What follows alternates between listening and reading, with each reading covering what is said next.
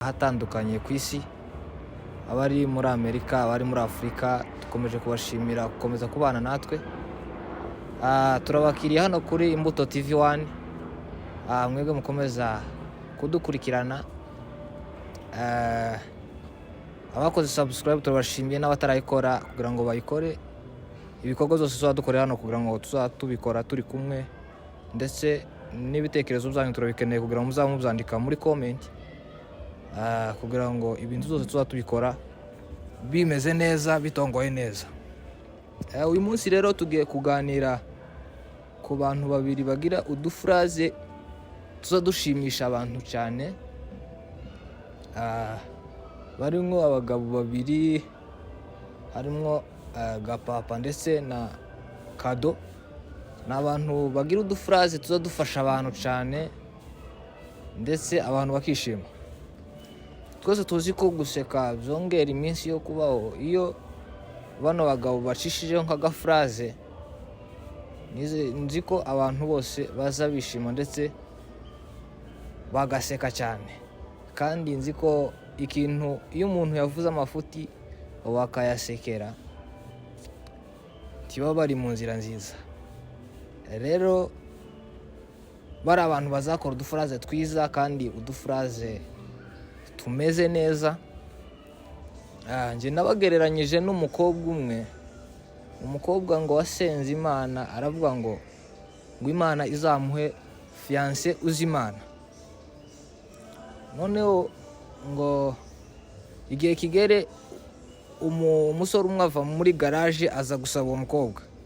Noneho uwo mukobwa aravuga ngo aja kubaza Imana, arabwira ngo narakubwiye ngo uzampe umufiancé uzi Imana, none hakaba haje umusore ukora muri garage kandi w'umunywi w'inzoga, none mbigenze gute? Imana inamusubiza ngo warantitirije cyane. Uwo mugabo ni umunywi w'inzoga, ariko ndakwizeza ko atazapfa anywa inzoga, azapfa yarakijijwe.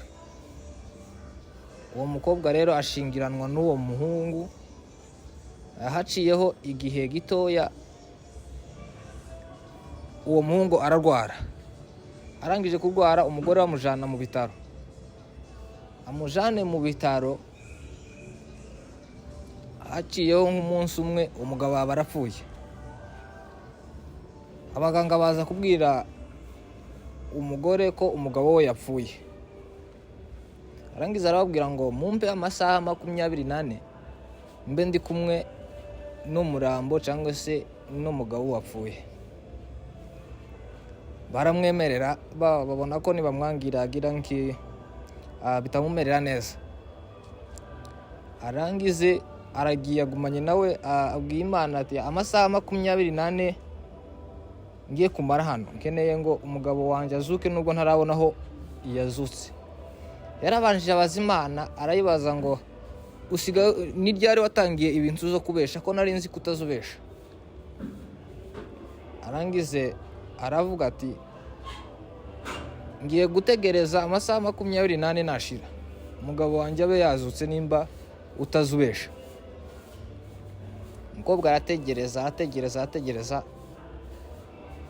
Ku munota wa nyuma, amasaha 24 ashize, umugabo we arazuka, abona arakangutse. Arangize aragenda ahamagara abaganga, arababwira ngo nimuze mudusezerere dutahe. Abaganga baramubaza ngo se tubasezerere we nande? Arababwira ati muze munsezerere hamwe n'umugabo wanje. Babaganga babibonye ko umugabo yazutse, bagira ngo wenda ni amadayimoni cyangwa se n'abazimu bazutse, barirukanga. Rero bano bagabo babiri rero nibo nagereranyije n'uwo muntu.